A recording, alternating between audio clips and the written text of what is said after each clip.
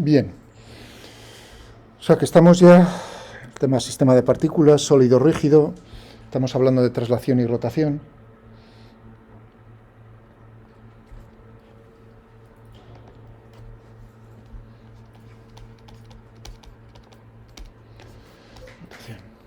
Es curioso, entonces, para que quede una idea que es importante y clara, es curioso que la velocidad angular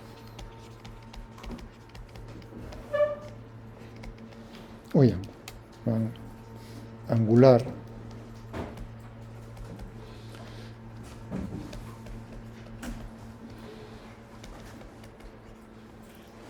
un vector axial, es decir, que si tengo ¿por qué se caracteriza un vector? Por la propiedad conmutativa en la suma, es decir, que si yo tengo dos vectores, ¿no?, y les sumo, el orden en la suma, el resultado es el mismo. Si no, no tiene el carácter. Es decir, que si yo tengo una velocidad angular omega 1,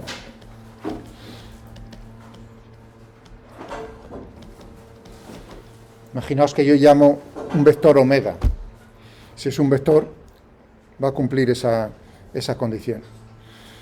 Bueno, vamos a ver cómo eso es cierto. Es decir, que la velocidad angular es un vector, y uno dice, bueno, pero si la velocidad angular es un vector, ¿por qué una rotación?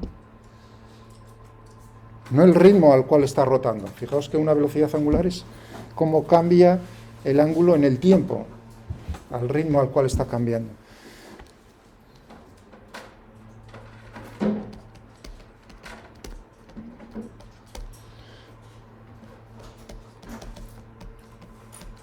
Es decir, que si yo tengo un ángulo, imaginaos en dos dimensiones, ¿no?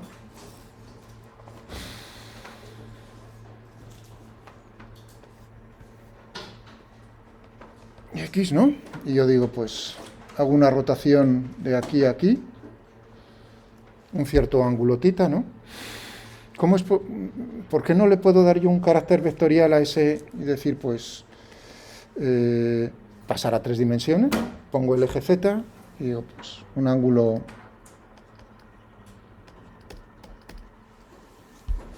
de tal manera que fuese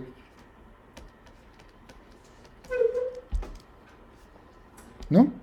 ¿Entendéis cómo no puedo definir yo rotaciones como vectores? ¿Se ha entendido la pregunta? Y ya de paso, ver si eso es así o no es así, jugando con este archivo, o sea, jugando, digamos, como nos lo haría en un libro, pero ya ahí uno puede juguetear. Es un archivo, iba a decir, si me pongo no es que sea difícil programarlo, perderíamos toda la clase, entonces por eso digo, y lo que quiero es que podáis vosotros comprobarlo manejando el ordenador. ¿Entendida la pregunta? Vale.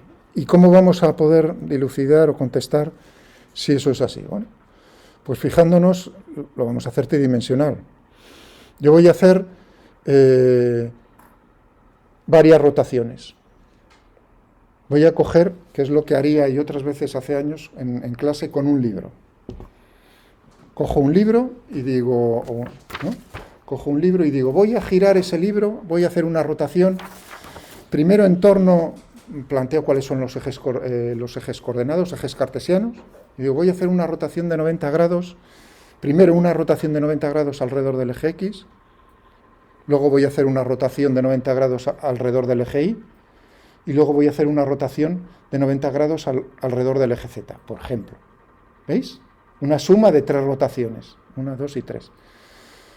Si fuese un vector, si tuviese carácter vectorial, el resultado final, la orientación, cómo queda el libro, el objeto, después de esas tres rotaciones, tendría que ser independiente del orden. Es decir, que si yo digo, bueno, pero primero voy a girar el libro 90 grados alrededor del eje Y, y luego 90 grados alrededor del eje X, y luego 90 grados alrededor del eje Z.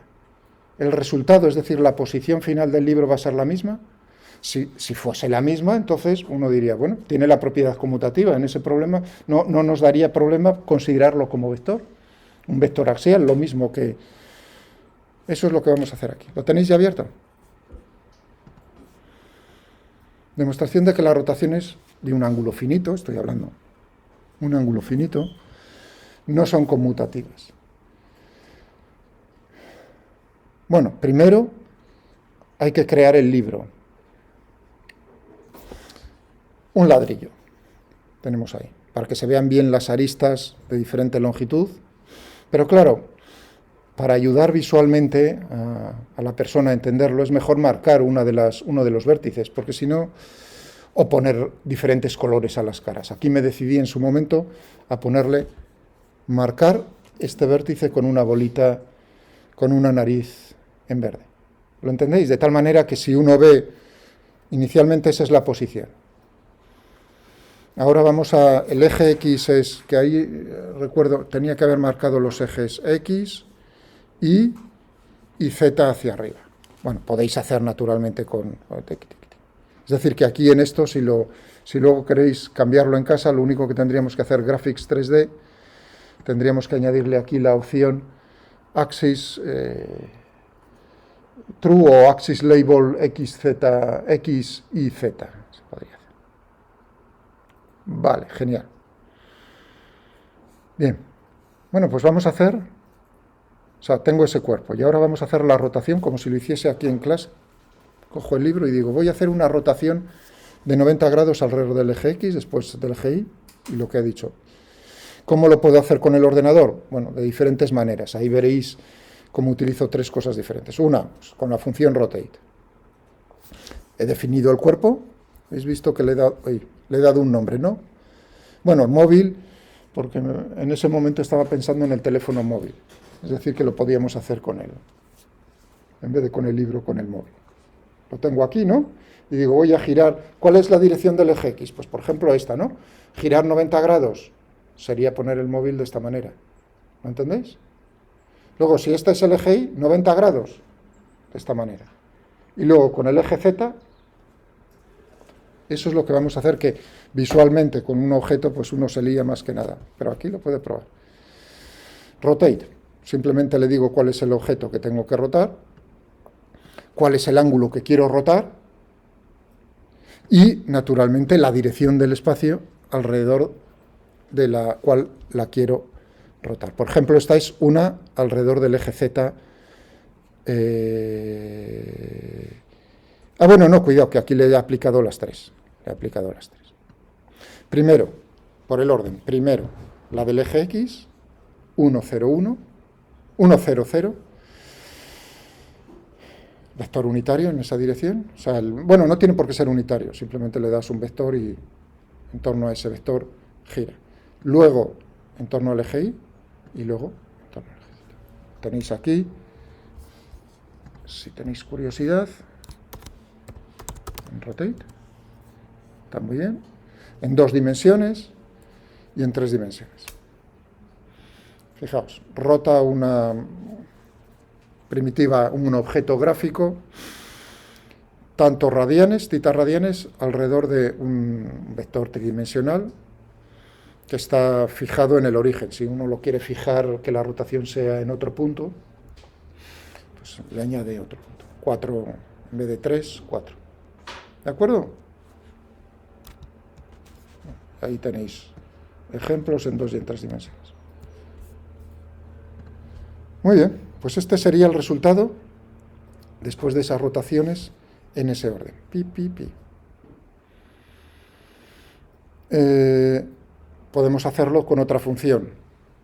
La de rotate es sencilla y clara, pero cuando uno quiere juguetear en mecánica, la rotación tridimensional del sólido rígido, estas son más interesantes, más importante. Rotación de 90 grados, lo mismo, tal, pero haciéndolo con una transformación geométrica, con 2 funciones simultáneamente. Hay una función que es transforma geométricamente un objeto y dime cuál es la matriz de transformación. En este caso, la matriz de rotación. Si yo multiplico 3 matrices de rotación, pues tengo 3 rotaciones en el orden correspondiente. Fijaos. Hazme la transformación geométrica del móvil y rótala. ¿Cuáles son las transformaciones? Pues tendré la matriz de rotación 90 grados alrededor de este, lo mismo que en rotate, por, este es el producto escalar, estoy multiplicando escalarmente 3 matrices. ¿Atrás? ¿Veis la posición? Parece más complicado, es más complicado de escribir, pero es mucho más flexible a la hora de utilizar. O bien, podía utilizar también transformación geométrica y otra función equivalente. Fijaos que antes tenía que multiplicar 3 matrices de rotación, ¿no? Bueno, hay una función que es el roll pitch yaw matrix. ¿Hay alguno aquí de aeroespacial? Sí, ¿no? Perdona, ¿tu nombre era? Diego, ¿no? Sí. Diego. ¿No? Pues eso, quizás, no sé si lo has visto ya en alguna asignatura de... Claro, naturalmente uno lo que tiene ahí son rotaciones de sondas en el espacio o de aviones, ¿no? Entonces tiene que decir cómo quieres hacer girar el avión, ¿no? Entonces ponen los ejes en el espacio, el X y Z en el cuerpo, ¿no? A lo largo del cuerpo del avión, por así decirlo, y ahí no me atrevería a decir cómo se le llama a cada uno porque no me lo sé de memoria. Luego en la dirección de las alas, perpendicular, o sea, en el plano, por así decirlo, donde se encuentra el avión, y luego, pues, un eje. Esos 3 roll, pitch, yaw se refiere precisamente a eso, X y Z, no tiene mayor, pero tiene un nombre, o sea que, digamos, para gente como él es importante, para el resto, para los de mecánica, es más importante lo de Euler, que son otra manera equivalente de poder denotar rotaciones tridimensionales. Bueno, tengo aquí móvil. Bueno, perfecto, más fácil. Roll pitch yaw matrix, pi medios, el orden axis true.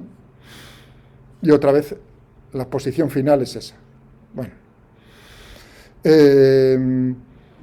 Claro, uno puede decir, pero a mí me gustaría jugar cambiando yo el ángulo. Vamos a hacer una rotación de un ángulo alfa alrededor del eje X, después rotación de un ángulo, aquí no puse un espacio, beta alrededor del eje Y, y finalmente una rotación de un ángulo gamma alrededor del eje Z.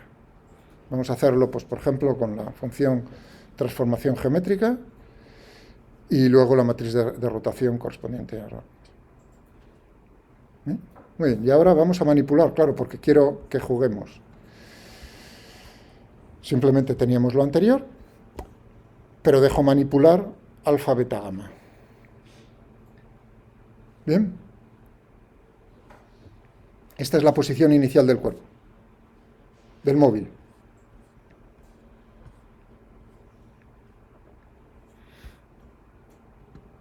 Y ahora digo, si queréis ver los ángulos, pasa que entonces tengo que hacerlo más pequeño. Si no, no lo vemos. Si queréis ver los ángulos. Ahora, ya podéis jugar hasta 90 grados.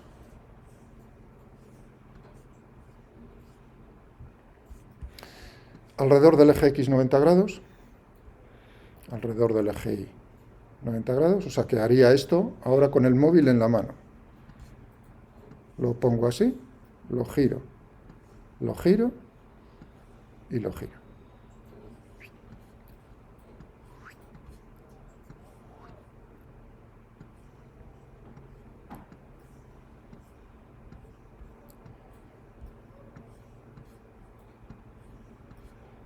Si queremos un ángulo intermedio, ¿veis?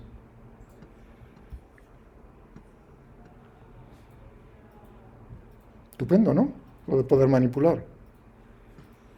Muy bien, sigamos. Vamos a ver. Pero ahora voy a hacer una cosa diferente. Voy a hacer, ya he visto que puedo girar eso, ¿no? 90 grados, X y Z. Pero ahora voy a hacer una rotación de 90 grados. Voy a hacer una rotación de 90 grados alrededor del eje X. Después una rotación de 90 grados alrededor del eje Z. Y finalmente una rotación de 90 grados alrededor del eje Y. Es decir, que estoy permutando el eje Y por el eje Z. Bien. Ahí, para decirle que el orden correspondiente, veis aquí el siguiente argumento opcional para roll pitch yaw matrix. le digo en qué orden se tienen que ejecutar las rotaciones. Primero la del eje X, 3 es el eje Z, la tercera, y luego la del eje Y. Bueno, con una rotación de 90 grados en ese orden, mirad la posición del cuerpo. Ese es el resultado final. ¿Recordáis cómo era el resultado en X y Z? Este es el resultado en X y Z. ¿La posición del cuerpo es la misma, entonces? ¿Sí? ¿Sí? ¿Tú ves esto? ¿Y tú ves esto? Claro, pues entonces el trabajo fue en vano, iba a decir.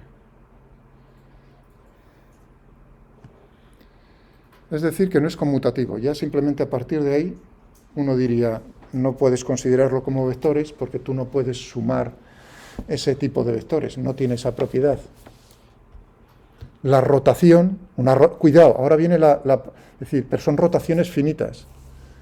Las rotaciones finitas no tienen carácter vectorial. No los puedes considerar como vectores.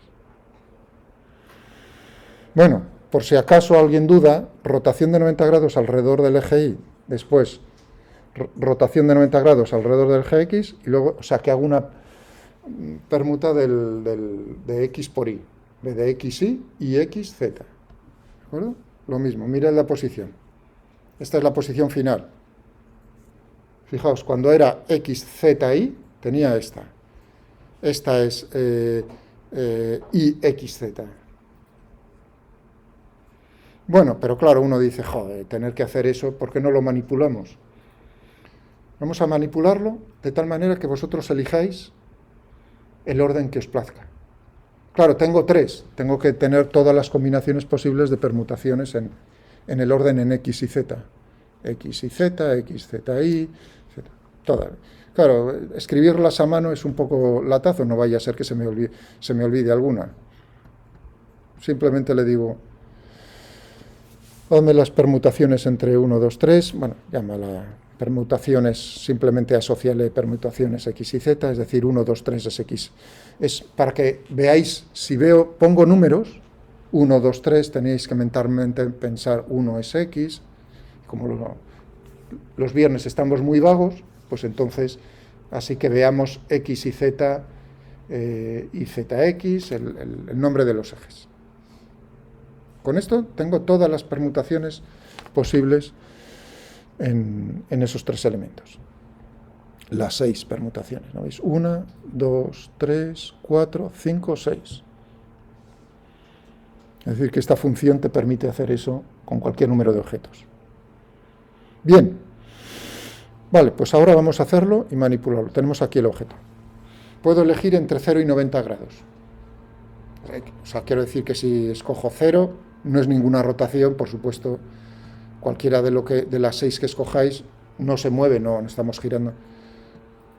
¿Bien? Pero ahora vamos a escoger y decir, voy a hacer una rotación de 90 grados en el orden X y Z. Esa es la posición. Pero ahora hago en el orden XZY. Esa es la posición final.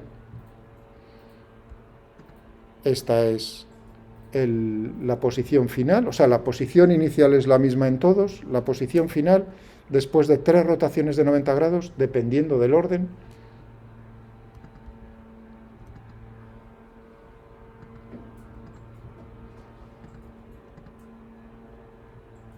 ¿Ok?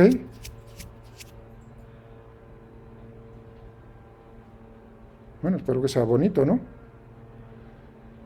Porque es la demostración, si no tendríamos que estar, y os puedo asegurar que estaríais, pero no, claro, el recuerdo de decir, pero ¿cuál era el eje X? ¿Cuál era el eje Y? Es un poco, no es que sea, si uno lo hace lentamente en casa, probad con un libro y marcaros bien las direcciones del espacio para no equivocaros en los órdenes. Ya, pero ahora viene, claro, curioso, las rotaciones finitas no son vectores. Pero la velocidad angular sí. Claro, si uno dice, pero la velocidad angular es el cambio, es cuando haces el límite. Curioso, ¿no? Porque ahí lo que tienes también es la derivada de tita, o sea, son ángulos. Es decir, que tendrías aquí, fijaos,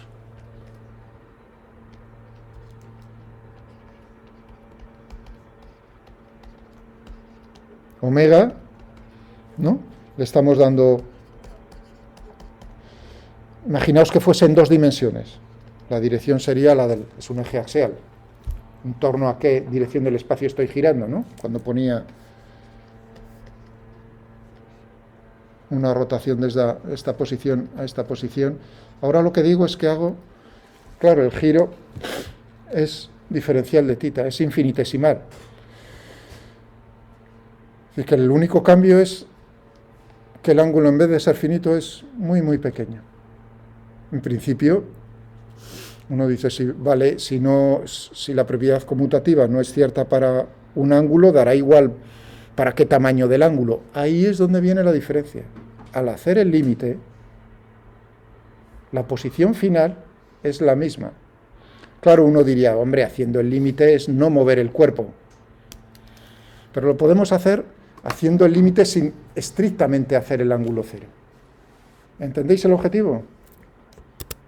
Ahí tenemos, demostración de que las rotaciones de un ángulo infinitesimal, dentro de lo que podamos hacer gráficamente infinitesimal, sí son conmutativas. La velocidad angular sí es un vector.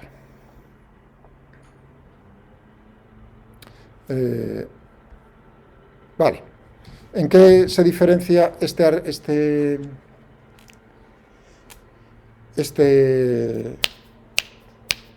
manipulador de este otro? Pues como veis, aquí solo me daba la opción entre 0 y 90, pero aquí me da la opción de cambiar entre 0 y 90 en saltos de 5 grados en 5 grados.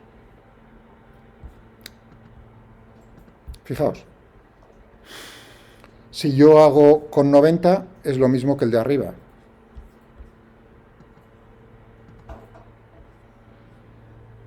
¿Veis? No, mal, claro. Joder. Has girado 90, 90 y 90. No puede haber ninguna diferencia. Pero ahora, permitidme que haga el ángulo más pequeño. Hasta, si queréis, vamos a hacerlo primero 30 grados. Eso significa que estoy girando 30 grados alrededor del eje X, luego 30 grados alrededor del eje Y y luego 30 grados alrededor del eje Z. No 90, sino 30. Esa es la posición final del móvil. Bueno, ¿y cómo sería si el orden lo cambias? Primero alrededor del eje X 30 grados, luego 30 grados alrededor del eje Z y luego 30 grados alrededor del eje Y. La posición es esa. Mirad la diferencia. Hombre, no es lo mismo. No es lo mismo. Pero uno dice, uy, que la cosa se va, si yo lo hago grande, digo, hombre, ahí hay una diferencia abismal. Para 90 grados es radical, para 70 grados claramente hay una... Pero uno dice, si hago el ángulo más pequeño, 30, ya simplemente 30 grados, que es un ángulo relativamente, o sea, no es un ángulo pequeño, es grande, ¿no? Uno diría, fijaos cómo tiende una posición a la otra. Bueno, a lo mejor, oye, ha habido suerte y digamos, al intercambiar el orden en ese, pero hay más...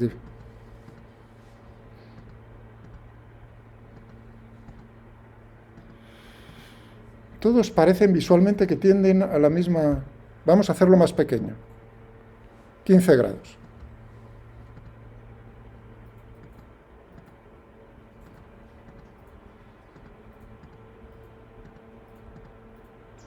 Ahí uno tiene ya una sospecha de que si lo ponemos en el ángulo más pequeño que permito ahí, no 0, sino el distinto de 0, que son 5 grados, aunque podría ponerle uno más pequeño a mano, ahora lo haré. Empecemos por el primero, esa es la posición final. Ahora lo estoy cambiando, casi no ve uno el salto entre un cambio y otro. Pequeñito, muy pequeño. Es decir, que en el límite uno ve que las posiciones finales son independientes de cómo es el orden en el giro. Es decir, que es conmutativo. Si queréis hacerlo con un ángulo más pequeño, lo que pasa que ya visualmente se verá, le ponéis aquí un 2, entonces veríamos ahí.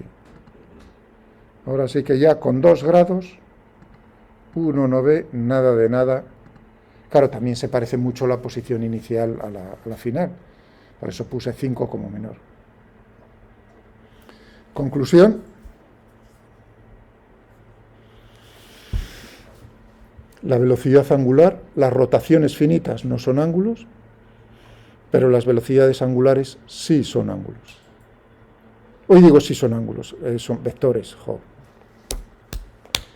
Las rotaciones finitas no son vectores, pero las velocidades angulares sí son vectores. ¿Alguna duda sobre eso? Entonces lo que hemos ya... una demostración gráfica de eso, que uno ve en los libros. Bien. Genial. Podemos también abrirnos, creo que no lo tengo subido, lo voy a subir ahora, el del puente.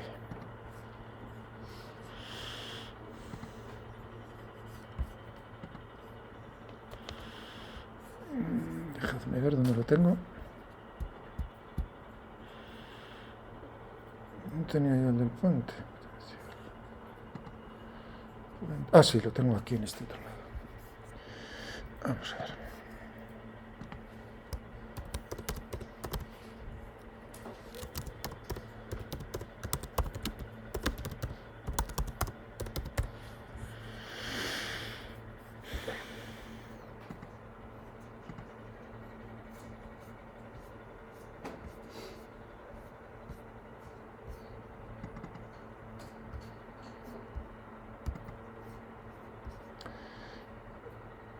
¿Dónde tenía yo?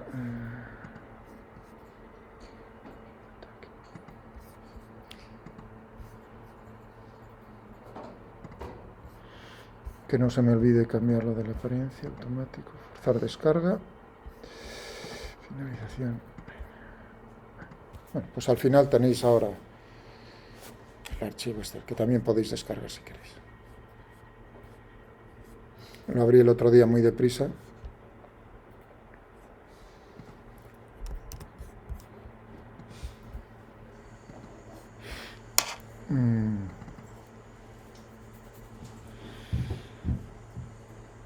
Miren, tengo esta estructura formada por masas puntuales unidas por barras que son elásticas.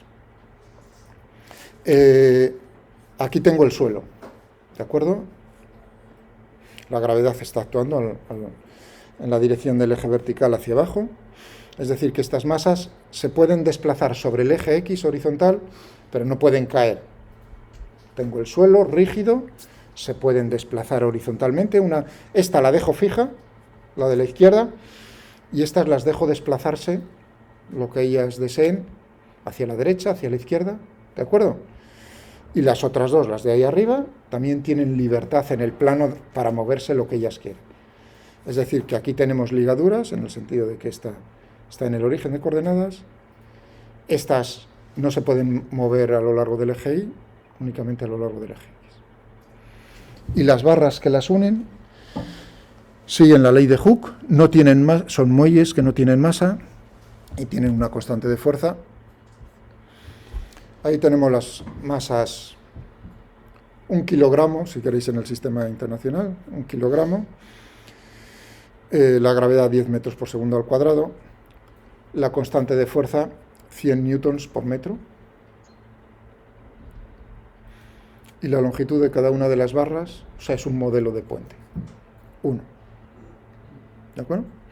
Fijaos ahora cómo meto para que quede claro las condiciones, las ligaduras. Claro, R1 lo tengo fijo, la posición, vector de posición, del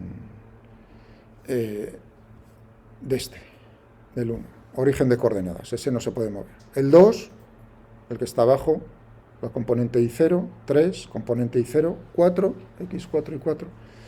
Es decir, que tenemos ¿cuántas incógnitas? 1, 2, 3, 4, 5, 6. Yo lo pongo, si queréis, en las posiciones iniciales, digamos, hacéis triángulos equiláteros y suelto a ver. Suelto a ver y lo que busco es cuál es la posición de equilibrio de este sistema, de esta... ¿De acuerdo? Busco la posición de equilibrio estable de la estructura.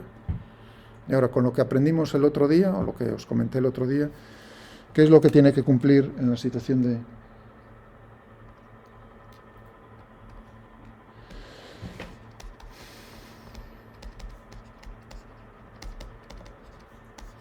energía potencial?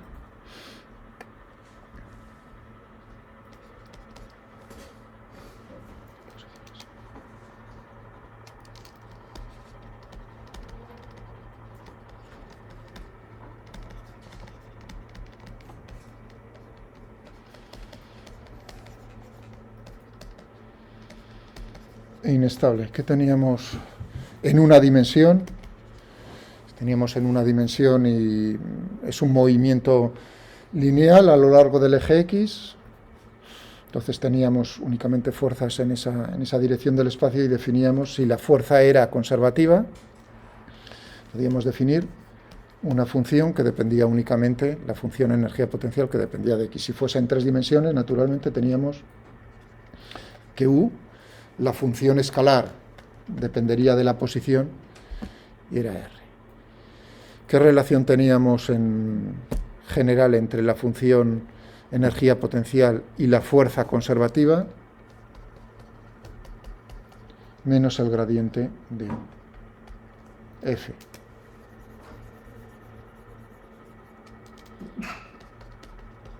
Que depende de la posición, menos el gradiente de U, que depende de R.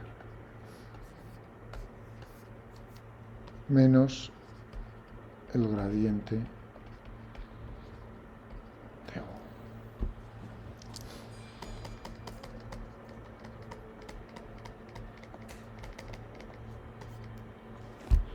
Esto en 3 dimensiones. En una dimensión, ¿qué es lo que teníamos para el gradiente? En una D. En 3 dimensiones, lo que tenemos es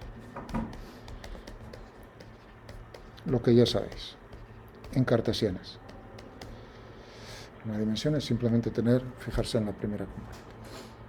De tal manera que en una dimensión tendríamos F igual a menos la derivada de U con respecto a X. ¿Algún problema con ella?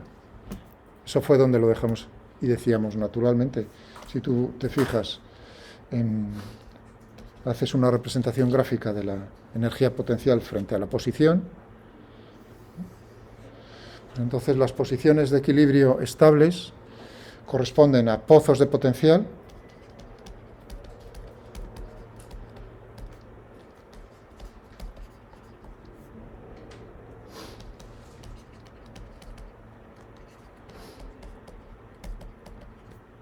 este punto, e inestables pues a las cumbres.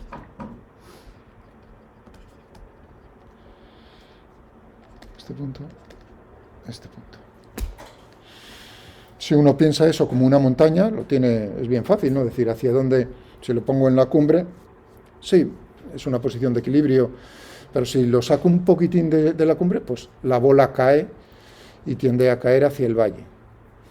Los mínimos de potencial son posiciones de equilibrio estable y los máximos, eso significa, entonces aquí tendríamos que se tiene que cumplir, por supuesto, para el equilibrio, se tiene que cumplir que la pendiente sea 0, para que sea estable,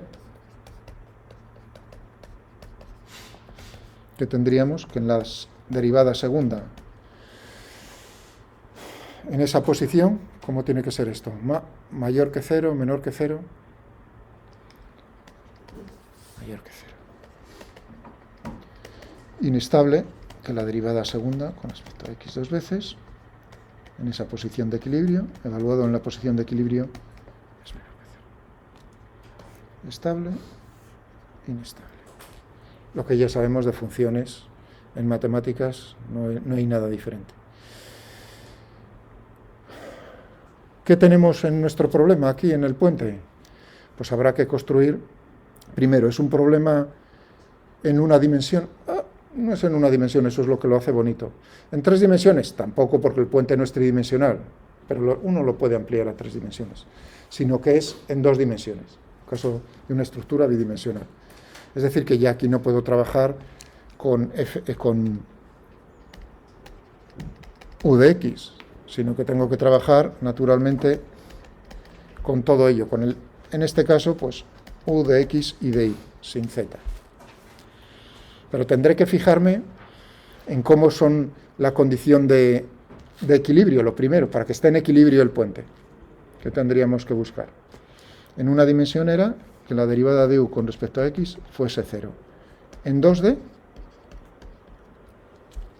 otra vez sería una pregunta que probablemente seguro tratan en matemáticas, en cálculo vectorial, en su momento. ¿Cuáles serían las condiciones para que exista equilibrio?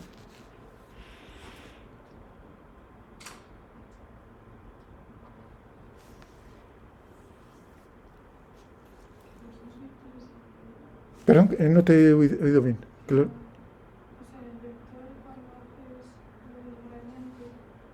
Pero que el gradiente sea 0. Es decir, fíjate, ahí está la cosa de decir, pues vaya pregunta más chorra, iba a decir. Si la fuerza es conservativa, lo podré expresar de esta manera. Para la posición de equilibrio esa fuerza, porque es la fuerza total, que tendría que ser 0, es decir, que el gradiente tiene que ser 0, y esto implica que que aquí ya son derivadas parciales.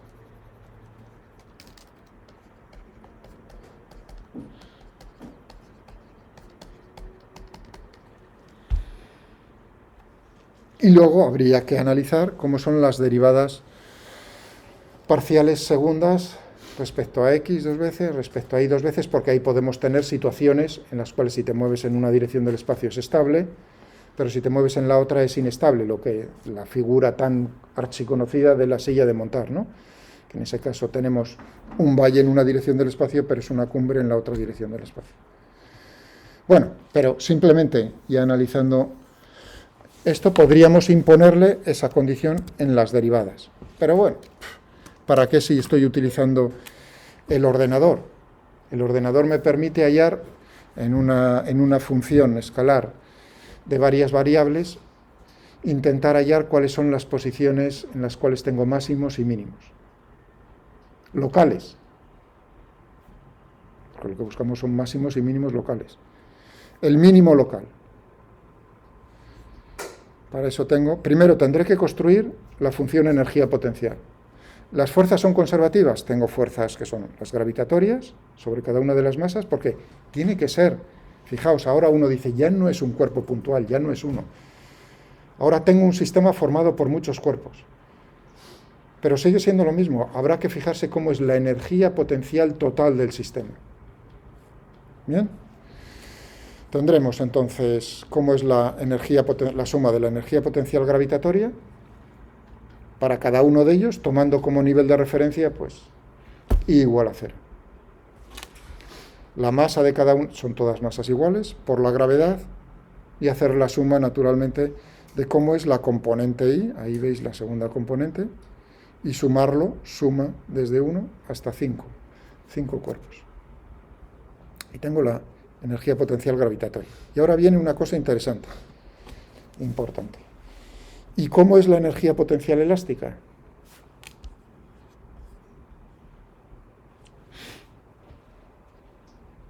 A ver, ¿qué pensáis? Uno diría 1, 2, 3, 4, Vamos a ver, 1, 2, 3, 4, 5, 6, 7. 1, 2, 3, 4, 1, 2, 3, 4, 5, 6, 7 muelles.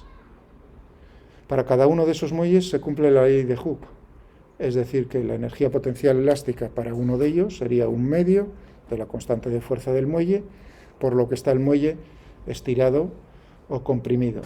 La longitud natural, la longitud natural he puesto aquí de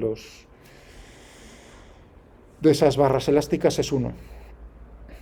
¿De acuerdo? Es decir, que si la longitud es menor que 1 o mayor que 1, tendremos una energía potencial elástica distinta de 0, porque estoy asociando energía potencial elástica cuando estás 0, cuando está el muelle sin estirar ni comprimir. Y aquí tenemos, justo en azul, exactamente, tendré que ver cómo son las distancias. El módulo, fijaos, del vector de posición para el muelle de 1 a 2. Pues tendréis que fijarme en cómo es el módulo, eso me va a dar la distancia entre 1 y 2. Pero claro, le tengo que restar la longitud natural, menos L elevado al cuadrado, 1/2 de K por todo eso, sería la energía potencial. Y ahora viene una cosa importante, que es donde meteríamos la pata, pero vamos, echando leches. Que si este es el 1 y este es el 2, uno diría, pero bueno, ¿cuántas veces tengo que considerar esa energía potencial? ¿Para la masa 1 una vez y para la masa 2 otra vez? ¿Entendéis lo que os quiero decir? Porque la fuerza elástica está actuando sobre el 1 y sobre el 2, en los dos extremos, sobre las masas en los dos extremos. Entonces,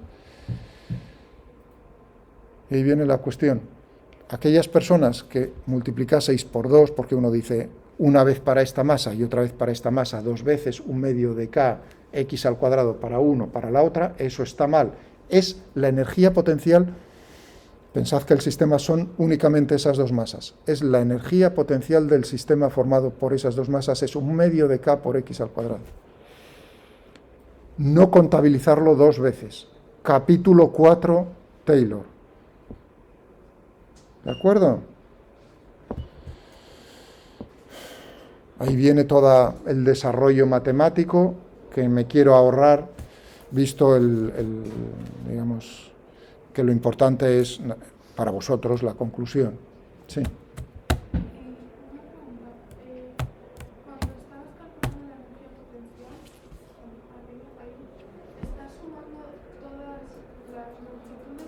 Estoy sumando para los 7 muelles.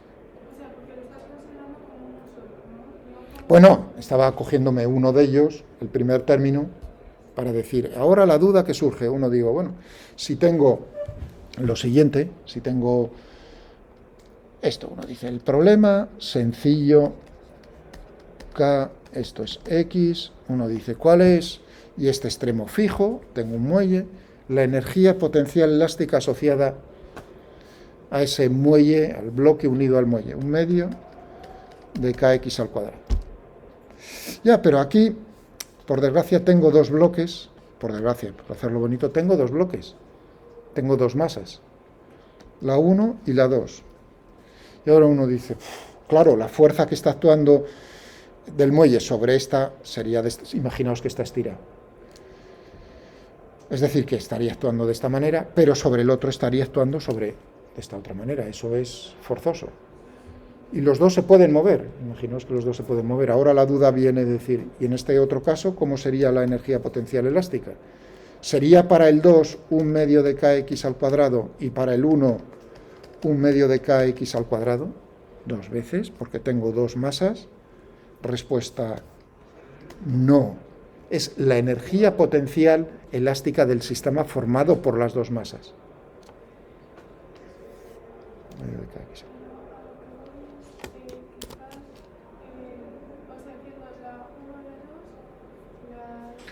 Ahora viene el siguiente, 2 a 3. ¿Estás haciendo eso porque estás considerando la estructura como un solo sistema y estás contando todos los movimientos?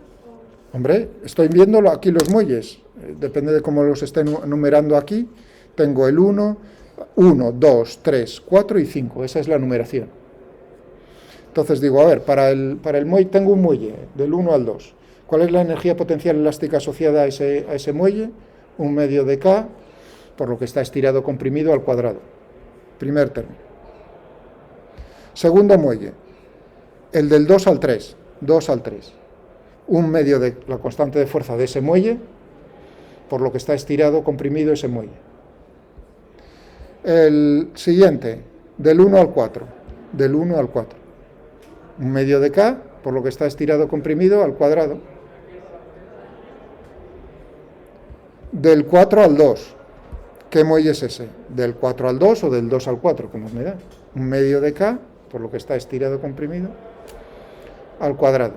1/2 de Kx al cuadrado. Y así hasta que completéis todos los muelles que tenéis por ahí. Todas las vigas. ¿Se ha entendido? Es decir, que tengo 5 términos en la energía potencial gravitatoria, pero tengo 7 muelles, por lo tanto 7 términos en la energía. Pero no duplicados, porque uno diría que ese es el error. Es decir, para este muelle contabilizarlo 2 veces, eso está mal, eso no es así.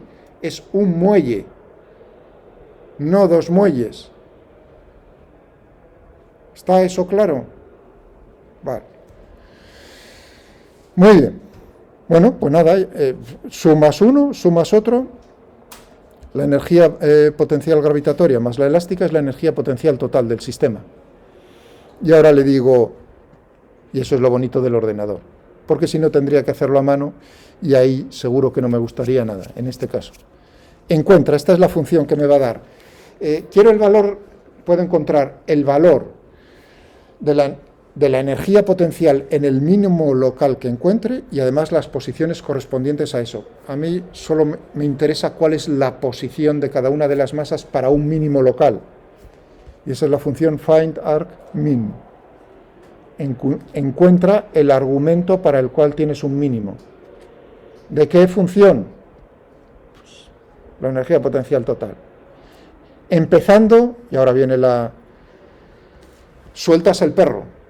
¿En qué posiciones? Cuando x2 es 1, x3 es 2, x4 es 0,5, y4 0,5, y5 1,5, y5 0.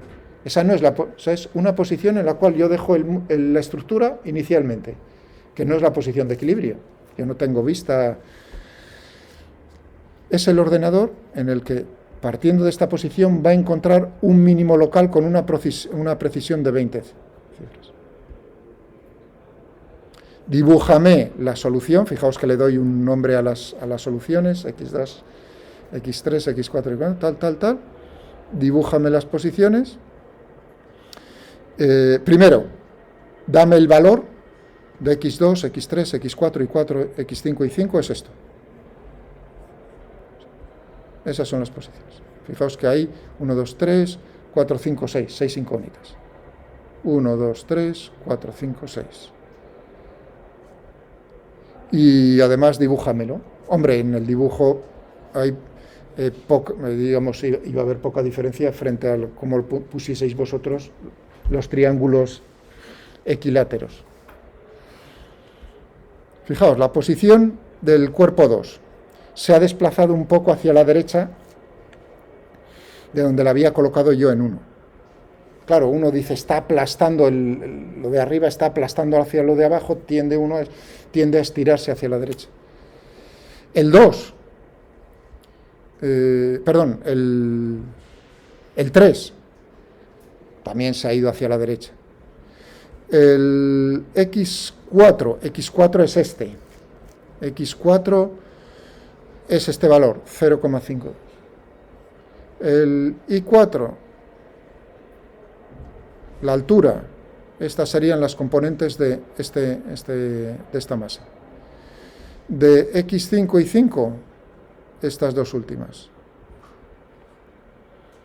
Y ya está resuelto mi estructura. Hombre, muy sencilla, porque naturalmente ya veréis más adelante en vuestras asignaturas, y alguno ya lo habéis visto, ¿no? Que entonces se le pone masa, se le pone lo que quieras, pero bueno, podría ponerle todo eso también, ¿sabes? Podría refinar desde este punto de vista poniéndole masa a esas vigas Entonces tendría que tener en cuenta cómo es la energía potencial gravitatoria de cada una de ellas, suponiendo que no se curvan, ahí uno va imponiendo condiciones, oye, que sigan siendo rectas, que la masa esté distribuida uniformemente, busco el centro de masas de cada una de ellas, considero. Voy refinando cómo es la energía potencial total del sistema y le doy a la máquina y que me lo encuentre. ¿Alguna duda, algún problema con ello? ¿Os gusta? O sea, ahí tenéis la explicación, ya tenéis y aquí, ¿qué es lo que hacía? Que ya ni me acuerdo. Ya ni me acuerdo aquí. ¿Qué hacía aquí? Sí, bien. Sí, cambiaba en la función, como es numérica, cambiaba el método en el cual, cómo encontrar ese mínimo local. Buscáis en la función y veréis que, claro, como es un método numérico, hay diferentes formas de encontrar los mínimos locales y con cierta precisión. Aquí lo tendríamos de otra manera. Y en este, sí. En esta posición dije, bueno,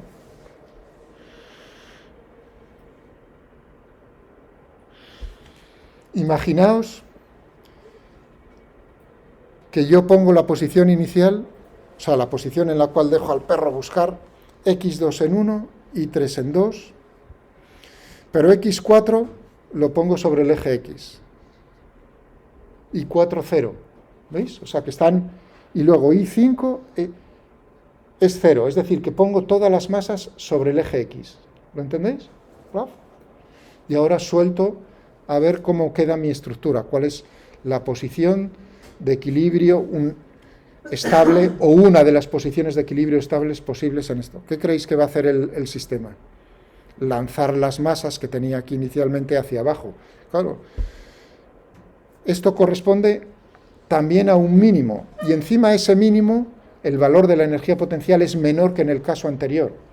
Claro, porque las masas por aquí, estas, tienen menos energía potencial que en el caso de primero. ¿Lo veis? O sea, que no solo hay una posición de equilibrio estable, sino que puede haber diferentes. Y en este, ya ni me acuerdo. Sí, para juguetear con la función, ya me acuerdo. Para juguetear un poco más con la función numérica, esta encuentra el mínimo.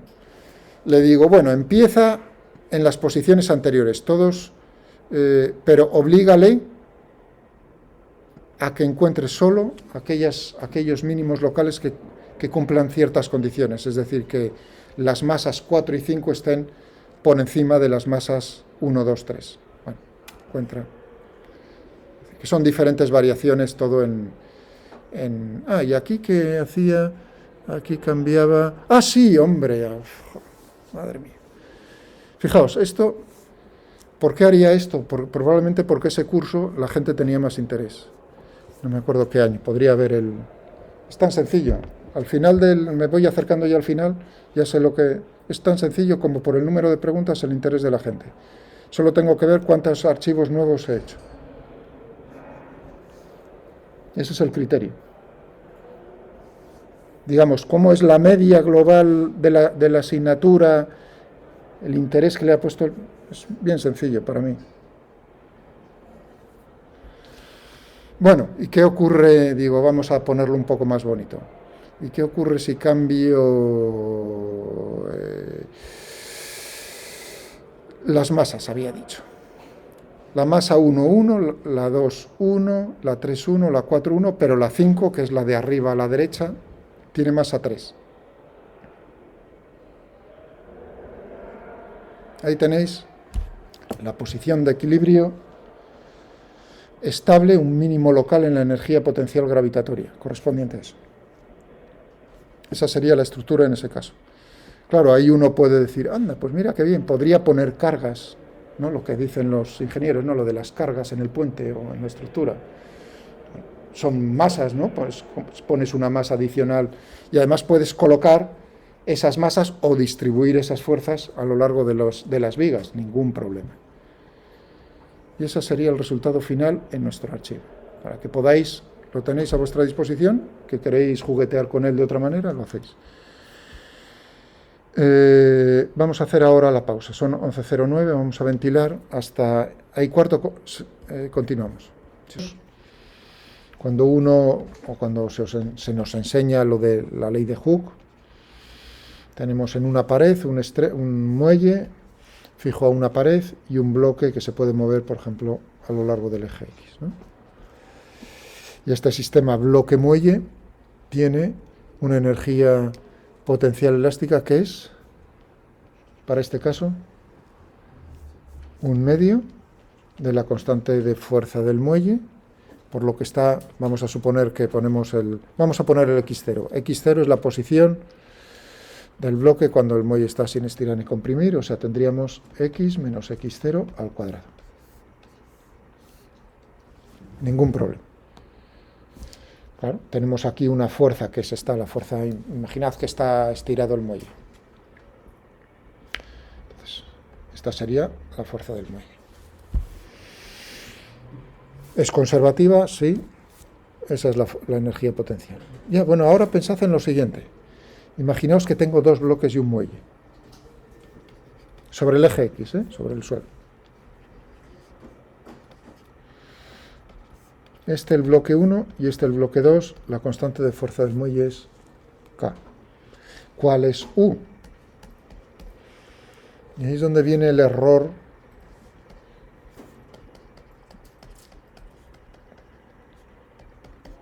Mirad, porque lo que estoy contando es, digamos, lo que hace el desarrollo matemático, que es el que me quiero evitar yo en lo más posible, porque lo importante es la conclusión.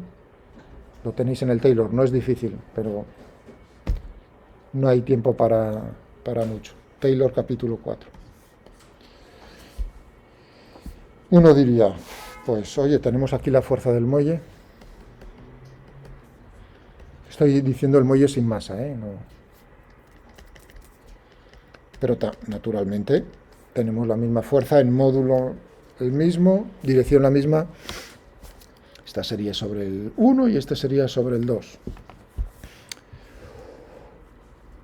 Entonces U. ¿Cuál es la tentación? La tentación es la siguiente, de decir, la energía potencial será, hombre, para la masa 1,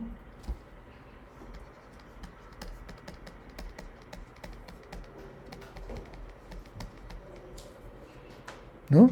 Y siendo ahora, cuidado, X me viene dado como es la distancia entre los dos cuerpos, porque podrían estar moviéndose sobre el eje X. Aquí X denota cómo es la distancia que separa los dos cuerpos, X menos X0 al cuadrado. Uno diría para quizás masa 1, 1,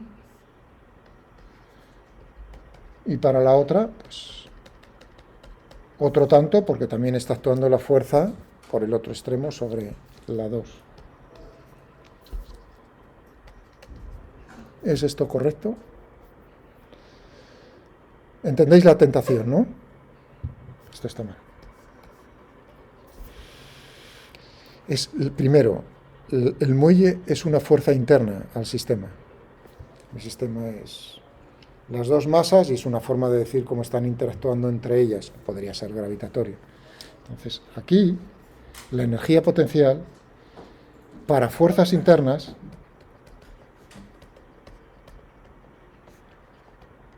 al sistema internas siempre la voy a poder poner, o siempre va a depender, si tengo en dos masas o en dos partículas, va a depender del vector que va de, digamos, el vector de posición relativo de una de las masas con respecto a la otra masa. Claro, ahí por detrás lo que tenemos es simplemente la tercera ley de Newton, y cómo son las fuerzas entre un cuerpo y otro cuerpo. Si un cuerpo ejerce una fuerza sobre el segundo, y digamos la forma fuerte de que esa fuerza se encuentra en la línea que une, la recta que une los dos cuerpos. Eso es lo que Pero es la energía potencial de los dos cuerpos, no de uno más, no dos veces esto, sino es la energía potencial del sistema formado por los dos cuerpos. En nuestro caso particular de las dos masas y el muelle, tendríamos que U es 1/2 de K x menos x0 al cuadrado. Una vez solamente. Este comentario que estoy haciendo lo tenéis también en el Taylor. No dos veces. No dos veces. Una vez. Y ese es un error muy típico. Es decir, no, es que tienes la masa 1 y la masa 2, por lo tanto, para 1, 1 y para la 2. No, no, no. Es energía potencial del sistema. Energía potencial elástica del sistema de los dos cuerpos. Esa está asociado a una fuerza que es interna. Solo una vez hay que tenerlo en cuenta.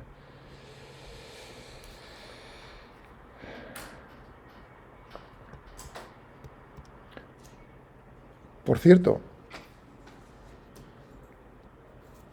¿y si es un sólido rígido? También hay, fijaos que hay fuerzas internas que mantienen las distancias relativas constantes, ¿no?, entre los cuerpos. ¿Qué ocurre en un sólido rígido con la energía potencial debido a las fuerzas internas? Es decir, ¿qué ocurre con el trabajo que realizan las fuerzas internas? Porque las variaciones en energía potencial, debido a esas fuerzas, es igual a menos el trabajo que realizan esas fuerzas.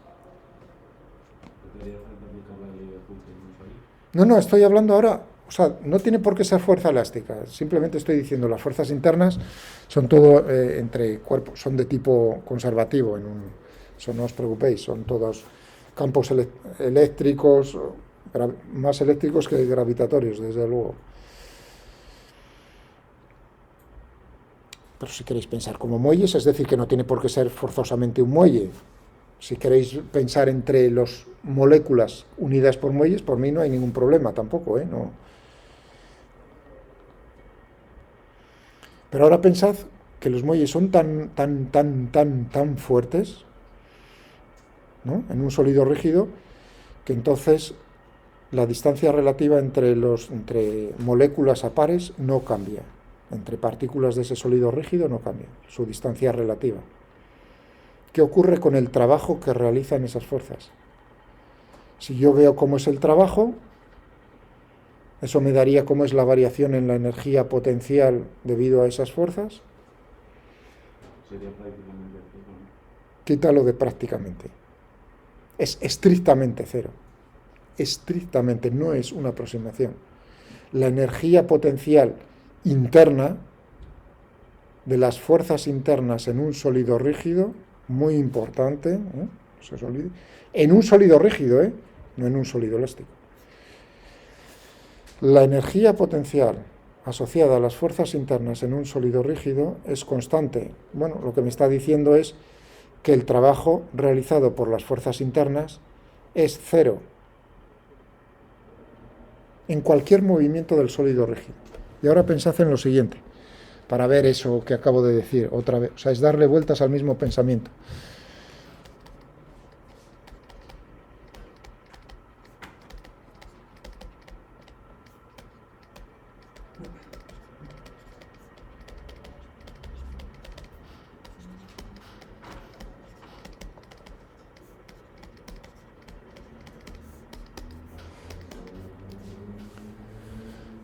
Y uno dice, pero si el sólido rígido a lo mejor está rotando. Fijaos si yo tengo por aquí el punto 1 y el punto 2, pero esta distancia permanece constante. Imaginaos que yo me monto, por verlo más claramente, en el punto 1, ¿no? Para mí el punto 1 está quieto. Y veo lo que hace el punto 2 respecto al punto 1. Tened en cuenta que esto sería el vector relativo R1 menos R2 o R2 menos R1, me da igual.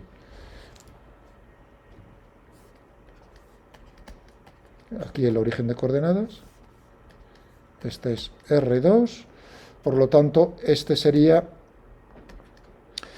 R2 menos R1. No hay ningún problema. ¿Estamos de acuerdo? El módulo es constante en el sólido rígido. Bien, ¿Cómo se mueve el punto 2 respecto al punto 1? Esta distancia sí puede cambiar la orientación. Puede moverse el sólido de tal manera que entonces la posición del punto 2, pensad que todo el cuerpo se está moviendo, solo estoy dibujando el punto 2 respecto al punto 1, que ha hecho un giro, ¿no?, respecto al punto 1. ¿Cómo es el desplazamiento? Porque yo tengo que ver cómo es F por diferencial de R. Si tengo un giro, el desplazamiento es siempre perpendicular a este vector.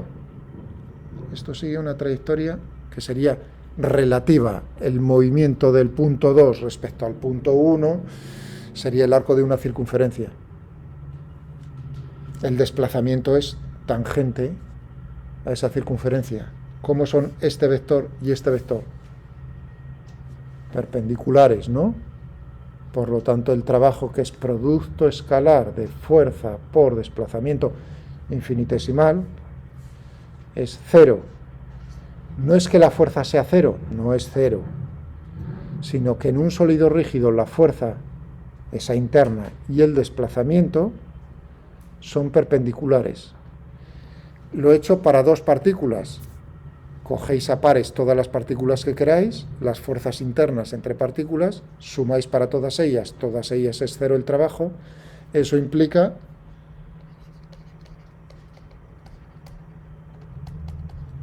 total. Esto implica que la variación en la energía interna asociada a las fuerzas internas es cero, o sea que U interna es constante. Vamos, que solo me tengo en un sólido rígido, traducción del asunto, que en el teorema del trabajo y la energía cinética, conservación de la energía mecánica, que sería, ¿no? Tendríamos, ¿cómo es el teorema del trabajo y energía cinética?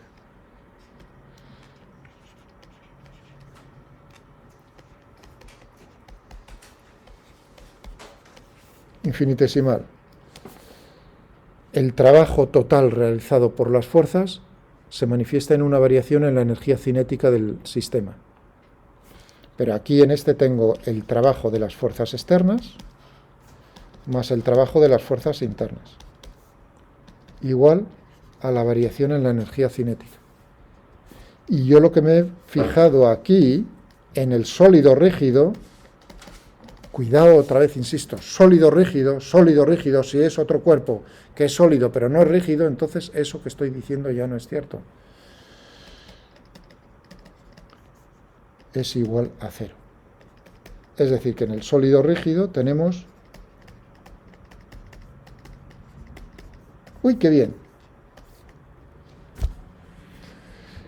El trabajo realizado por las fuerzas externas es lo que cambia la energía cinética del sistema, del sólido rígido en este caso. Estamos hablando ya del sólido rígido.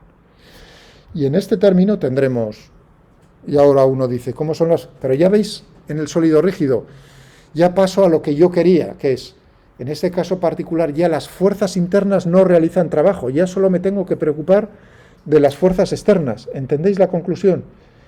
Pero no es cierto para cualquier sistema de partículas. Esa es la diferencia. Para el momento lineal, para el momento angular, yo sé que estrictamente solo me tengo que preocupar de cómo son las fuerzas externas y los momentos de las fuerzas externas. Para el trabajo, energía, es importante las fuerzas internas. No las puedo despreciar. Tienen un término, influyen. Salvo caso particular en el sólido rígido. En el caso del sólido rígido, el trabajo de las fuerzas internas es nulo estrictamente. Por lo tanto, vuelvo a tener al pensamiento que yo quería, que es cómodo decir, solamente preocúpate de las fuerzas externas. ¿Lo entendéis? Pero el sólido rígido, no sé repetirlo 20 veces. Pero ahora estamos con el puente, que ese no es rígido, es elástico. En ese caso, naturalmente, tendríamos, en este caso, el trabajo de las fuerzas externas, nuestro puente. Más el trabajo de las fuerzas internas. ¿Qué tenemos en las fuerzas externas? Esto sería, tengo únicamente la gravedad y la fuerza normal que está ejerciendo, ¿no? ¿La fuerza normal realiza trabajo? No. Solamente tengo la gravedad, que esa es menos la variación en la energía potencial gravitatoria. Menos gravitatoria. ¿De acuerdo? ¿Y aquí qué tendríamos en las fuerzas internas? Aquí tenemos la energía potencial menos elástica, las fuerzas elásticas. No tenemos más fuerzas internas que las fuerzas elásticas. Y esto tendría que ser igual a la variación en la energía cinética. Eso en nuestro, suponiendo que tuviese movimiento, es decir, que no analicésemos la posición de equilibrio estático, sino el movimiento de cómo vibra el puente. Entonces, naturalmente, desde el punto de vista de las energías, tendría que tener en cuenta cómo es la energía potencial gravitatoria, la energía potencial elástica y cómo es la energía cinética total. Pero eso sí, si yo paso estos términos a la derecha, tendría 0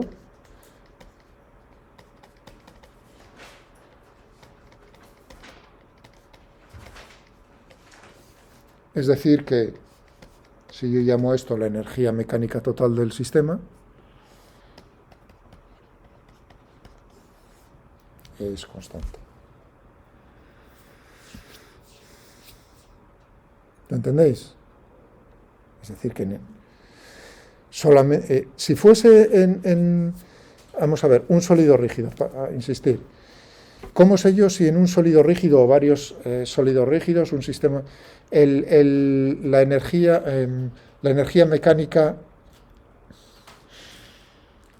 mecánica es constante o no en ese sistema? Si es un sólido rígido, solamente me tengo que fijar en cómo son las fuerzas externas. ¿Las fuerzas externas son conservativas? Genial, se conserva la energía mecánica. ¿Que hay fuerzas externas que son, por ejemplo, tipo rozamiento, que no son conservativas? No se conserva la energía mecánica. Ahora tengo un cuerpo como un coche, deformable. Es un sólido, pero es deformable. Y ahora digo, ¿se conserva la energía mecánica? O sea, energía cinética más energía.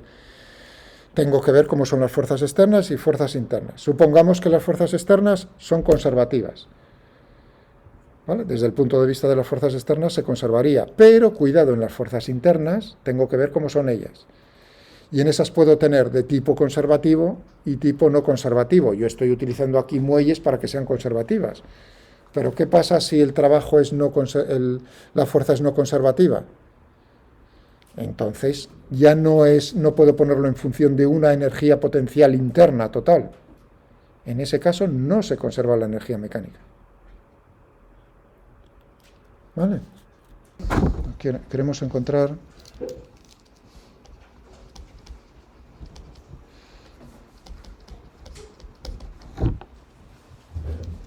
las ecuaciones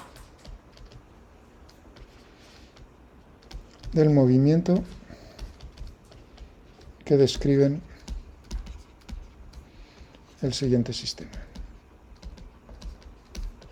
Un sistema que ya con el cual hemos trabajado, le voy a quitar y resolverlas. El problema es el del alambre giratorio.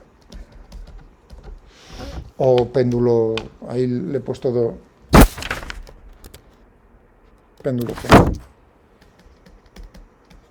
Porque van a ser las mismas ecuaciones del movimiento. Lo de cónico lo pongo entre comillas y libre también entre comillas para entender de qué se trata, porque no traza un cono exactamente, sino que es un péndulo tridimensional, no es un péndulo en un plano.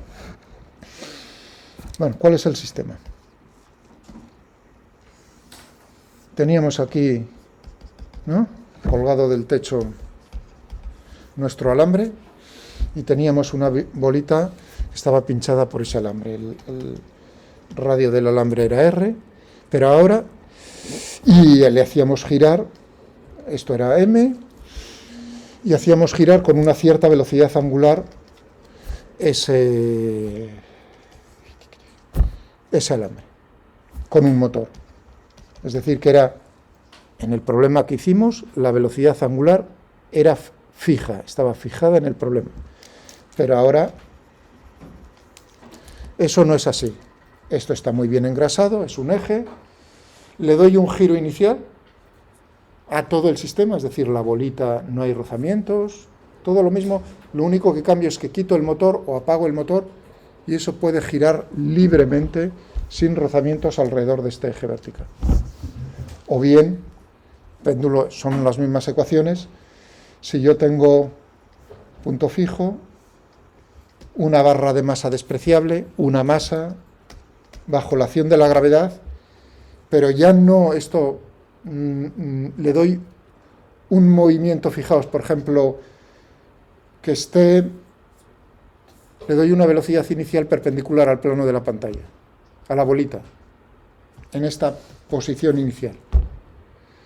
Entonces, ¿cómo se va a mover la bolita en el espacio en un tiempo posterior? Es un problema tridimensional ya, el péndulo, ¿no? Cogéis un hilo, la bolita, le pegáis un golpe y entonces veis cómo se está moviendo tridimensionalmente.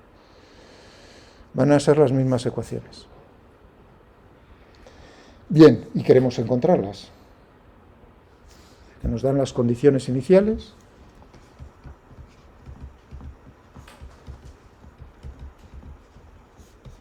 Pues, por ejemplo, dónde se encuentra la bolita respecto al alambre inicialmente, cómo es la velocidad de la bolita respecto al alambre inicialmente, cómo es el giro inicial del alambre respecto al eje vertical, todo eso son datos. ¿De acuerdo? Por ejemplo, que sea horizontal, que respecto al alambre no tenga velocidad, ya veis cómo estoy diciendo respecto al alambre. Es decir, ahí recordad lo de los observadores, y que el alambre pues tiene una velocidad angular inicial, pues la que sea, yo que sé, por ejemplo,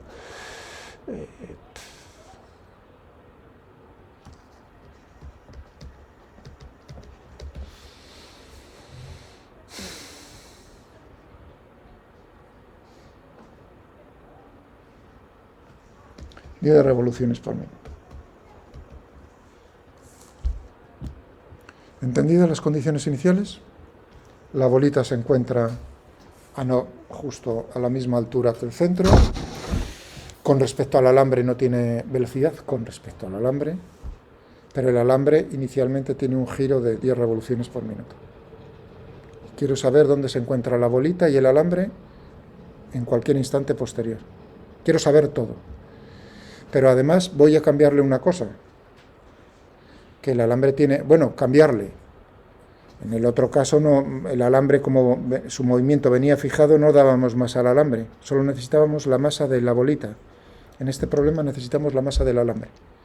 El alambre es uniforme, eso es importante, la masa está distribuida uniformemente. Y, por ejemplo, que tengan, si queréis, la misma masa.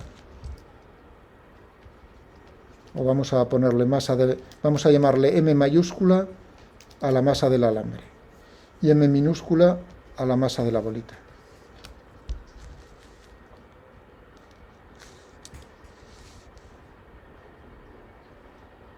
Bien, pues quiero que encontréis las ecuaciones del movimiento con la ayuda que os voy a dar yo ahora a continuación, que es primero pensar cuántas ecuaciones. Primero, todos los problemas. A ver, ¿qué libertad de movimiento tiene este problema? Cuando teníamos el motor y forzábamos el giro, ¿cuántos grados de libertad tenía?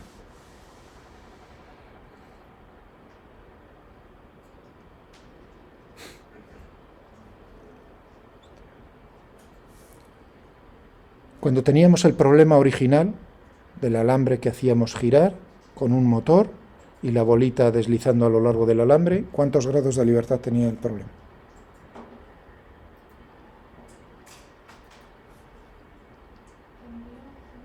Uno, muy bien. Menos mal. Uno. Y comenté también en ese momento qué es lo que ocurría si hacíamos lo de quitarle el motor. ¿Cuántos grados de libertad tiene? Otra vez la pregunta. ¿Qué dice su? 2, muy bien. 2 grados de libertad. Exactamente.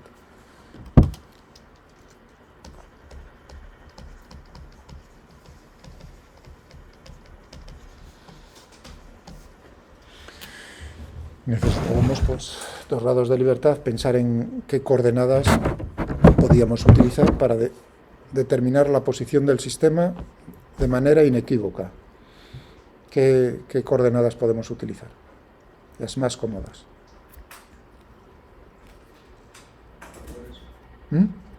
Polares, muy bien. ¿Y cuáles escogemos? Polares, pero polares es una palabra que, o sea, ahora ya un poco más en detalle.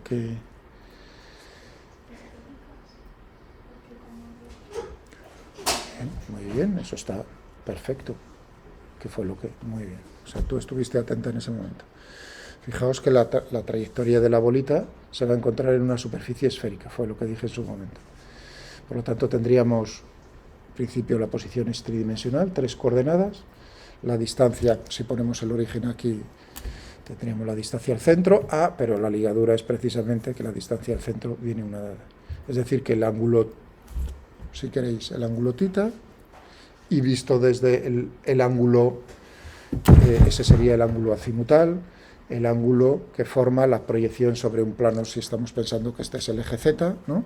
Tendríamos el eje X, el eje Y, tendríamos cómo sería la proyección del vector de posición en el plano XY, qué ángulo forma con respecto a una dirección del espacio, por ejemplo, el eje X. Si llamamos a ese ángulo,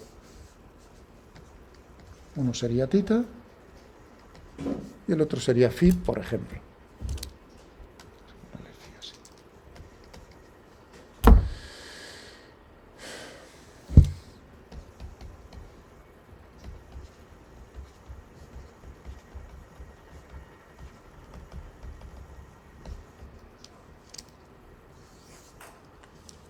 Fijaos que estamos, es esta persona,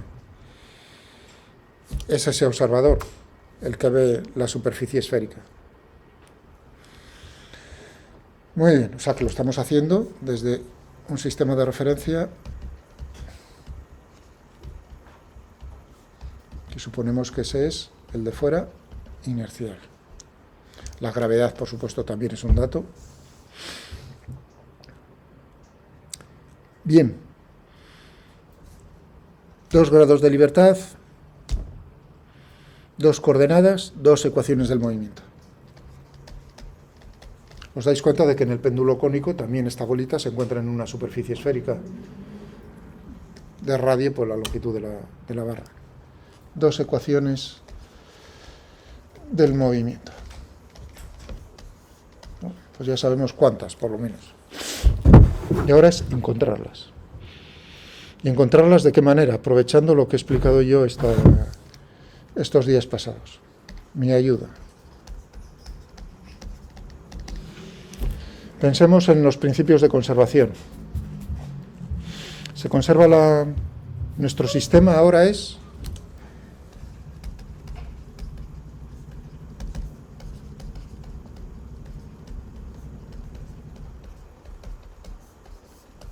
eso también tiene que quedar bien claro mentalmente. ¿Cuál es el sistema? El alambre y la bolita. Por lo tanto, las fuerzas que se están ejerciendo el alambre sobre la bolita sobre el alambre, son fuerzas internas al sistema. ¿Está eso claro? Bien. La que ejerce el eje, por eso está sosteniendo todo eso, por supuesto. El eje está ejerciendo una fuerza sobre el sistema, esa es una fuerza externa. La gravedad sobre el alambre y sobre la bolita son fuerzas externas. Que uno mentalmente tiene ya ahora que distinguir cuáles son las fuerzas internas y las fuerzas externas. Y ahora pensemos, a ver, ¿qué se conserva en mi sistema, en el movimiento en mi sistema?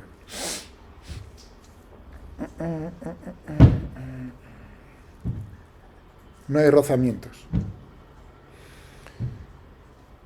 La energía mecánica.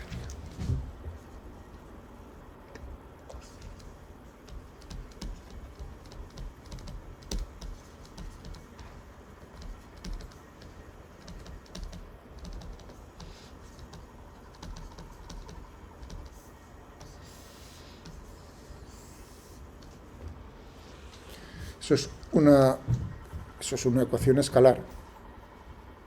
Eso me da una ecuación. Es decir, que si tengo E es constante, pues puedo tener... Bueno, esto ya de por sí es una ecuación. Esa constante, ¿cómo la puedo obtener? O sea, que la ecuación puedo ponerla simplemente E igual a constante, o bien que la derivada de E, como hemos hecho, igual a 0. Pero esta también es válida. Esa sería una integral de esta, por así decirlo. Esa constante, ¿cómo la obtengo yo? Si quisiese utilizar esta ecuación, ¿cómo tengo yo la constante? Porque si no la tengo...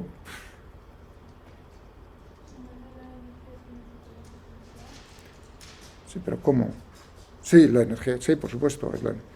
Pero tendrá un valor constante. ¿Cómo tengo yo ese número?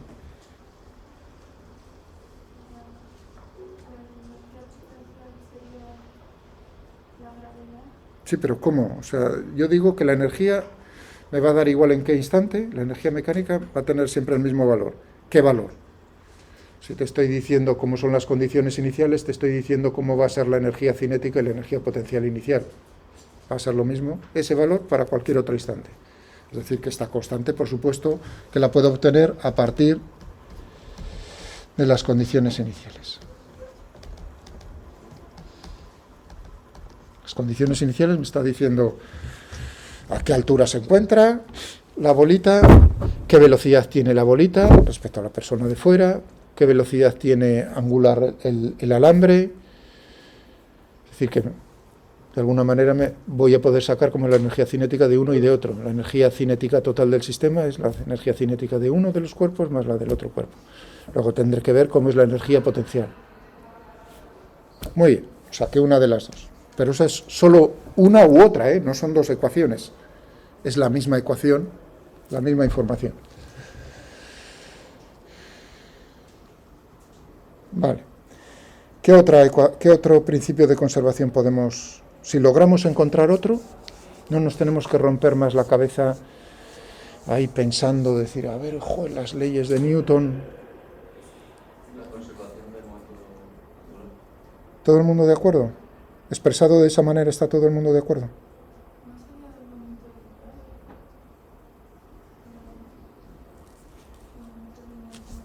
Vamos a ver.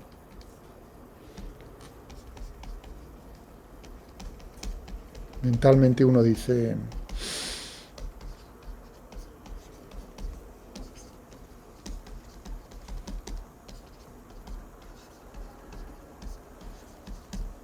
Estas son las dos cosas que están pensando vuestros compañeros. Para saber si se conserva, esto tiene que ser 0. Lo que dijo... Perdona, ¿tu nombre era? Marina, es verdad. Dijo lo del momento lineal. Dijo, se conserva el momento lineal. Tendremos que ver si esto es 0. Si eso es 0, no tengo nada que decir. Tiene razón vuestra compañera. Si no, entonces no se conserva. En lo que dice vuestro compañero es la suma de los momentos de las fuerzas externas respecto a un punto en donde pongamos el origen de coordenadas es 0, entonces el momento angular total se conserva. ¿Qué decís el resto?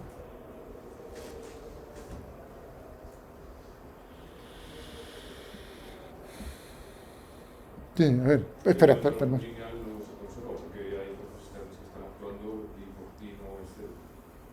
Vamos a ver, pensemos. Tenemos la gravedad, uno sobre otro. Uno dice, bueno, uno diría, pero a lo mejor, porque tenemos como fuerzas externas, tenemos la que ejerce el eje, la gravitatoria sobre la masa y sobre el alambre.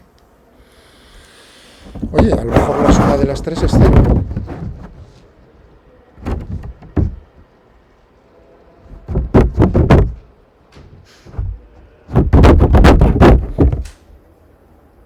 Será 0. Es decir, que hay fuerzas distintas de 0, pero la suma será 0 o no. Pensad en el problema que puse yo del bloque sobre la cuña. ¿Habéis visto? Todos los problemas, en el fondo, no es los conceptos que hay detrás. Ahí también estuvimos diciendo ¿Se conserva el momento lineal? Estrictamente no, se conservaba una de las componentes. Y veíamos que la componente, que era la horizontal. La componente vertical no. ¿Cómo llegaba yo a esa conclusión? Viendo cómo era la posición del centro de masas en la altura, la componente vertical del centro de masas. Y veíamos que cambiaba su posición, es decir, que tenía aceleración. Eso significaba que entonces la fuerza neta componente vertical era distinto de cero, no se conservaba para la componente vertical. ¿Y aquí? ¿O en el péndulo? Me da igual. A veces la bolita se encontrará por aquí, a veces por aquí, a veces por aquí. Sí, el centro de masas del alambre, o sea que será, tendré que ver dónde está situado el centro de masas del alambre, ese no cambia, ese no me da ningún problema. Pero resulta que la posición de la masa sí cambia de altura y encima también se acerca y se aleja del centro. Por supuesto que entonces el centro de masas del sistema tiene aceleración. Fuera.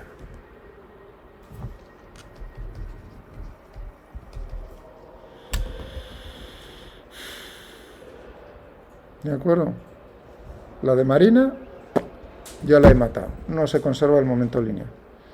Ahora el de vuestro compañero, que tu nombre era José. A ver, ¿lo que ha dicho vuestro compañero es correcto? ¿Por qué? Porque el peso sí que hace un momento con respecto al centro. Es decir, que lo que ha dicho José también está mal. Tal como lo ha dicho. Ni el momento lineal ni el momento angular, que son vectores, se conservan. Pero a lo mejor pasa algo parecido como aquí, que ya comenté, y os dije, en el problema de la bolita sobre la mesa y la otra colgando, dijimos, anda, ahí teníamos una conservación. Aquí, en aquel caso, se conservaba el momento angular como vector. Aquí no, por lo que acaba de decir vuestra compañera, decir, anda, tengo aquí el peso de la bolita. Si este es el vector, yo diría que el momento es distinto de cero. Si estoy sujetando, uno diría, pero a lo mejor el eje está creando un momento que contrarresta el otro. Fijaos que la línea de acción de las fuerzas del eje van sobre el eje, de tal manera que su momento es cero. Es decir, que el momento total va a venir dado por el producto vectorial de R por la masa de la bolita R por mg.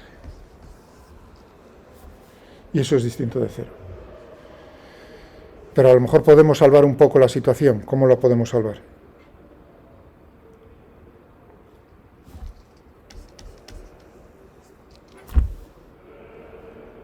Ahí no se conservaba el momento lineal como vector, pero se conservaba una de las componentes del momento lineal. ¿Qué ocurre con el momento angular aquí? Si uno está viendo esto, el producto de estos dos vectores, ¿qué dirección tiene el producto de esos dos vectores? Perpendicular al plano del alambre. Y es horizontal, ese vector es horizontal. El momento es horizontal. Es distinto de cero, pero es horizontal. Lo cual quiere decir que la componente a lo largo del eje de rotación es cero. Es decir, que hemos salvado un poco los muebles. No es, perdón. Es distinto de cero, pero le llamo eje Z. Se conserva el momento angular total componente a lo largo del eje de rotación. No el vector, solo una de las componentes. Bueno, esa es una ecuación escalar.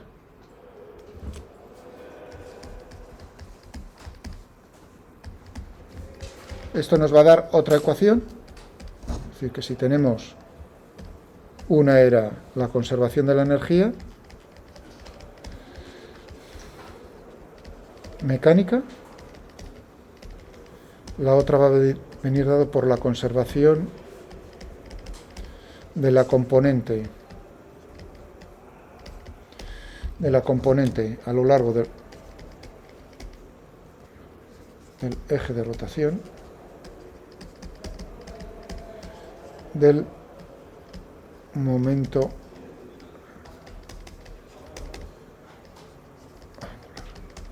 total del sistema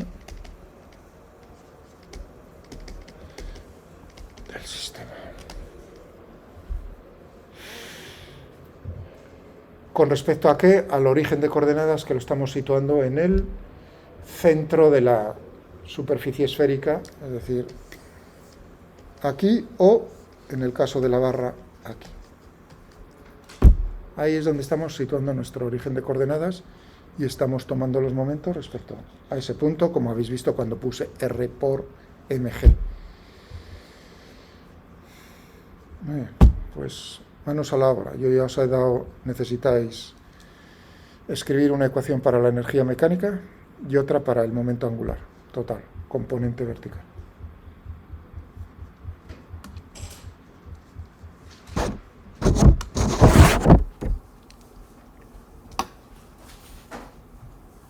Si lo lográis, tenéis las ecuaciones del movimiento.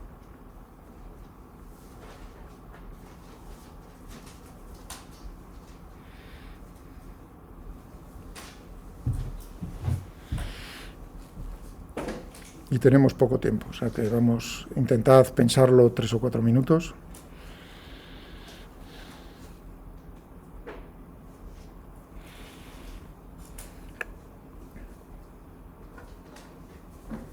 Energía mecánica, energía cinética de los dos cuerpos, es decir, la energía cinética de la bolita, la energía cinética del alambre y luego la energía potencial gravitatoria. La del alambre no cambia, es decir, que el centro de masas del alambre está en el origen de coordenadas y ya podéis poner esa altura como, ¿no?, 0, es decir, que la energía potencial gravitatoria del alambre no cambia, podemos hacerla 0 para todo instante. Únicamente tendremos en la energía potencial del sistema, que es energía potencial gravitatoria, porque no hay muelles, no hay otra. Tenemos energía potencial gravitatoria de la bolita, exclusivamente.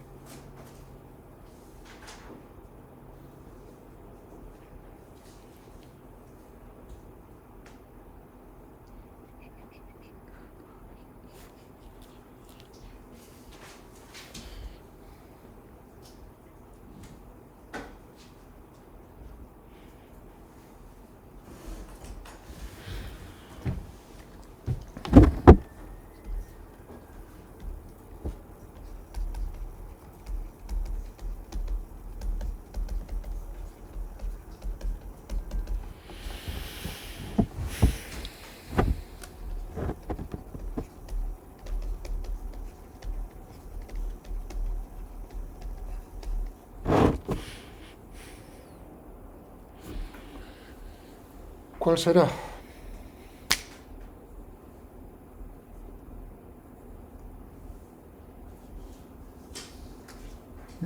Respuesta: no quiero romperme la cabeza. Sí puedo, si trabajo y estudio y miro cómo son las coordenadas polares esféricas, o sea que ya cantidad de asignaturas, pues uno diría, por supuesto. ¿Cómo podría saber yo cuál es por ejemplo, la de la bolita? Es una composición de dos rotaciones. Una rotación a lo largo del alambre, cosa que dije yo también. Una a lo largo del alambre, ¿no? Una rotación por el alambre y una rotación más la composición, más la rotación que hace el alambre. Si yo pienso de esa manera, entonces tendría en la energía cinética de la bolita 1/2 de m para la rotación a lo largo del alambre. Radio del alambre, r. Velocidad angular con respecto al alambre, tita punto. R cuadrado tita punto al cuadrado. Pero claro, luego tengo la energía cinética debido al giro del alambre. ¿Cuánto será eso? 1/2 de por R por pi punto cuadrado. Mal.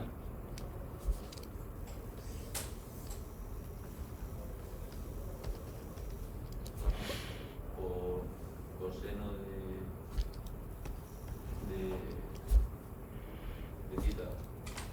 Mal.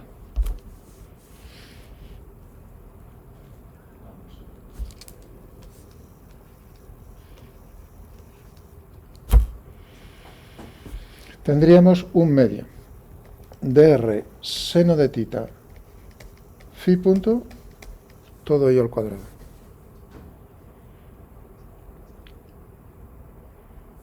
Pero no os preocupéis, que lo vamos... Y, oye, eso de las composiciones, bueno, es importante en el sentido de que uno entiende el movimiento, pero digo, estoy nervioso, quiero saberlo seguro. Ahora no os preocupéis que os lo voy a poner para que os salga seguro. Un medio de la masa, ya tenemos ahí. Esta velocidad y esta velocidad, si os dais cuenta, una está contenida en el plano, la otra es perpendicular, son dos vectores. Son como las componentes de la velocidad que son perpendiculares, su módulo entonces será la raíz cuadrada del cuadrado de uno más la del cuadrado del otro al cuadrado, cuadrado de uno más cuadrado del otro, que es justo lo que ponemos ahí. Bien, esto en cuanto a la bolita. ¿Y al alambre?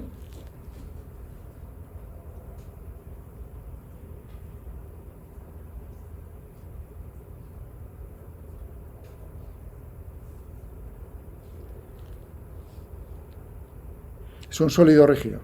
Está girando alrededor de este eje. Tiene masa m.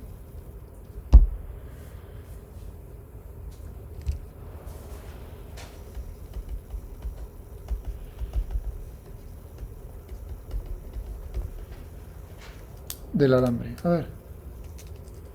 Esto solo son palabras. Una rotación alrededor de un eje fijo.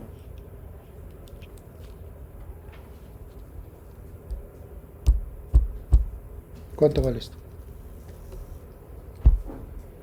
0. 0. Ostras, pero si está girando.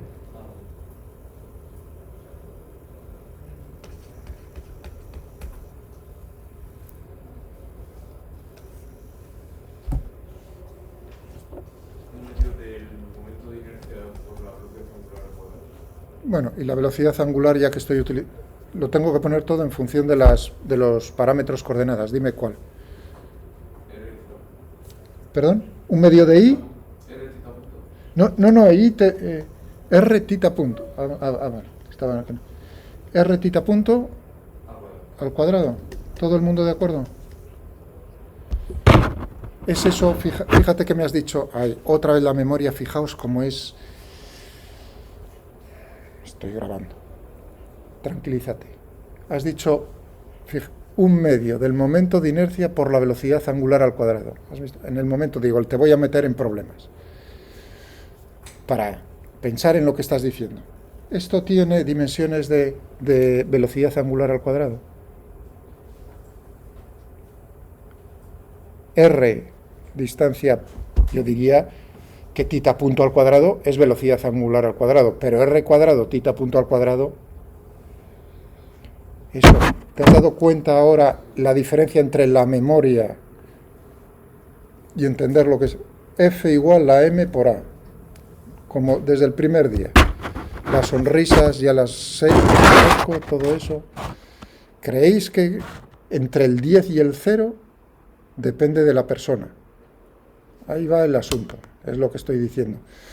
Pero ahora, la cuestión es aprender, o sea, es llevaros a mi campo, es decir, no es eso. O por lo menos conmigo no. Mientras esté aquí sentado, ese será el método. Por supuesto que entonces esto no puede ser.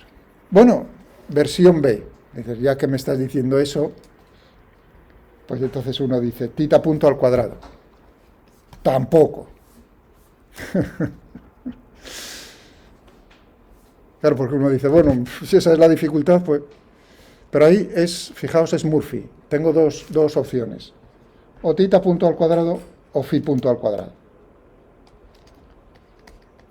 Como veis, Murphy me lleve a la primera. Por supuesto será la segunda siguiendo justo lo de la ley de Murphy, pero claro, uno nunca se puede fiar. Fíjate que el giro es de esta manera, es decir, que está trazando una trayectoria en la composición, una trayectoria, por así decirlo, si no cambiase la altura, una trayectoria circular, visto desde arriba, de radio r seno de tita, con una velocidad angular que sería phi punto. Por lo tanto, ya hemos llegado a lo que ha dicho vuestro compañero, paso a paso, phi punto al cuadrado. Ahí ya estoy de acuerdo.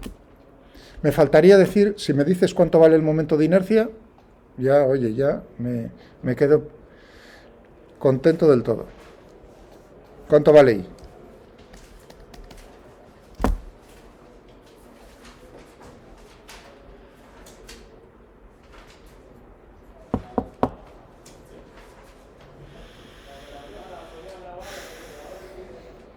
El alambre es muy delgado, ¿eh?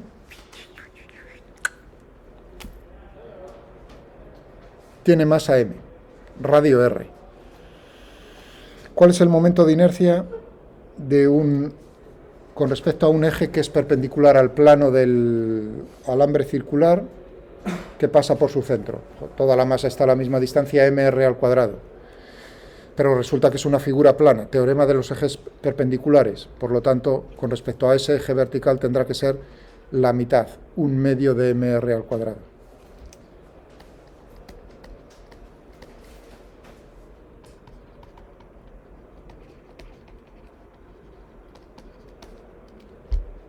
Bueno, oye, voilà, ya tengo esto y esto. Bueno, pero dije antes de que se me olvidase, dije, no quiero romperme mucho la cabeza con lo de la energía cinética de la bolita. ¿Cómo podría llegar a ella? Yo sé que la velocidad al cuadrado será la componente, si utilizo coordenadas cartesianas, vx al cuadrado, vi al cuadrado, más vz al cuadrado. Solo necesito, o sea, x punto al cuadrado, más y punto al cuadrado, más z punto al cuadrado. Solo necesito poner la posición x en función de tita y de phi. Coordenadas polares esféricas. Para x, para y y para z. Si queréis, la más fácil, la de z. He escogido z, el eje de rotación. ¿Qué tendría para z? Z positivo hacia arriba.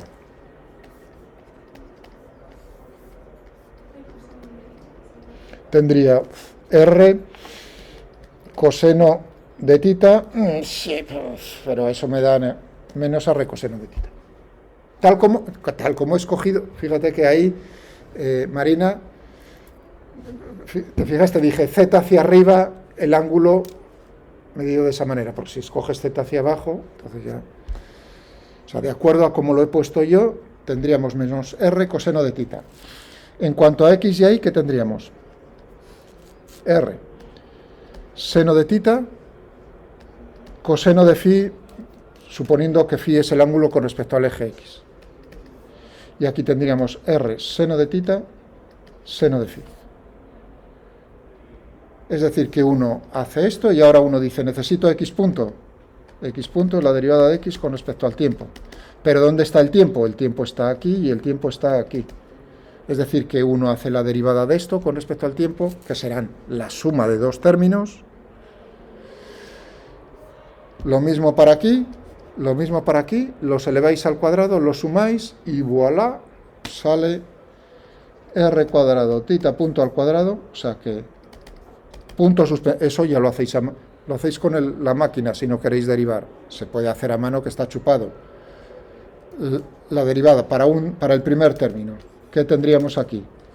R, regla de la cadena, la derivada del primer término con respecto al tiempo, coseno de tita por tita punto, por coseno de phi, más R, tendríamos seno de tita por la derivada del coseno de phi con respecto al tiempo, la derivada con respecto a phi por la derivada de phi con respecto al tiempo, por menos el seno de phi por phi punto. Eso sería para el primero. Para los demás, lo eleváis al cuadrado, uno, otro y otro, y al final tenéis senos cuadrados más cosenos cuadrados, y os queda lo que habíamos puesto, ¿no? Que era r cuadrado, seno cuadrado de tita, por phi punto al cuadrado.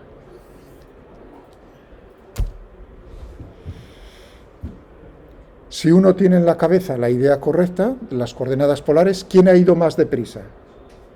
¿La persona que trabaja en coordenadas cartesianas o la persona que...? Yo diría que yo he ido más deprisa, pero sí es verdad que con la máquina lo que haría yo sería meter x y z, porque las derivadas me las va a hacer, y ya está. Metéis x y z dependiendo del tiempo, como funciones, o sea que definiría x del tiempo, ¿no? Como r seno de tita, que depende del tiempo, coseno de phi, que depende del tiempo, y le doy a la máquina x punto, las veces que me dé la gana. Solo nos falta la energía potencial gravitatoria y os dejo ya tranquilos, que yo también quiero descansar un poco. ¿Qué tendríamos para la energía potencial gravitatoria?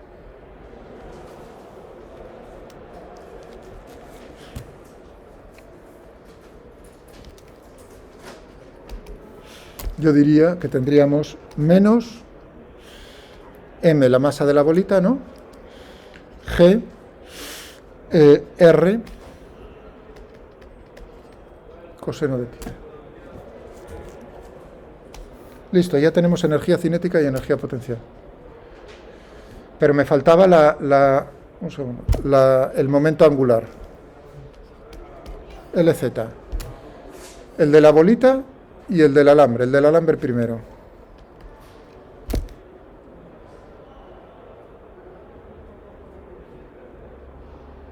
¿Cuánto vale el momento angular, componente a lo largo del eje del alambre solo? Del alambre, luego le ponemos el de la bolita.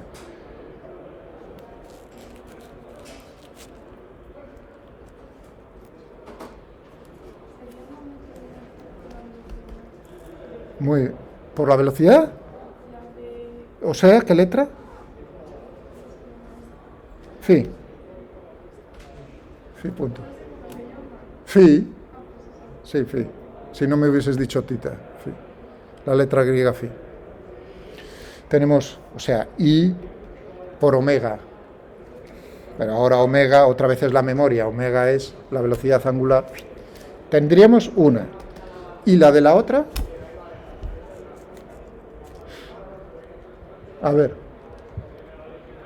Pensando, y ahora, muy rápido, Marina, tú tienes ahora.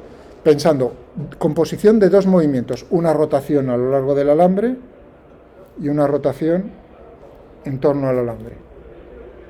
¿Cuál sería el momento angular? La componente vertical.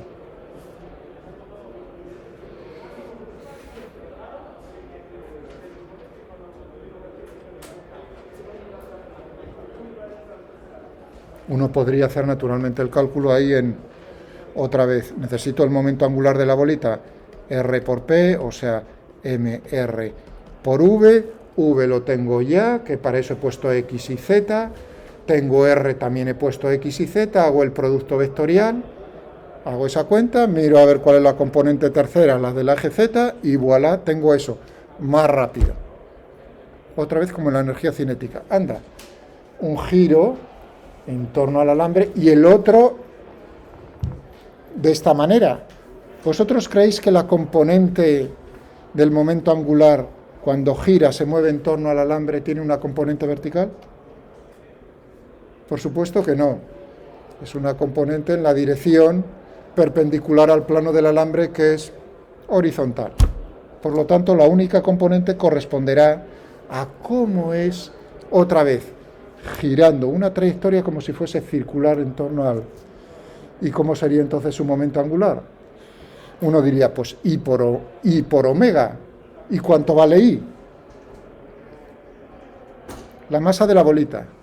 Por la distancia de la bolita al cuadrado, al eje de rotación, R cuadrado, seno cuadrado de tita, esto sería I, y ahora, punto, ya tenéis LZ.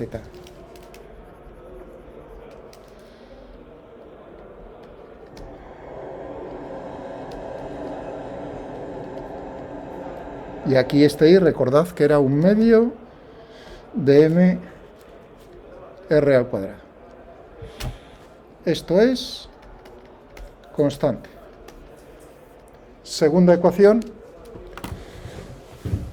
Y en casa, que tenéis el fin de semana largo,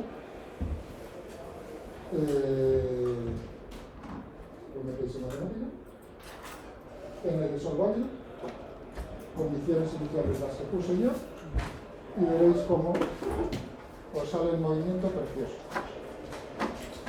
Sentadlo, ¿vale?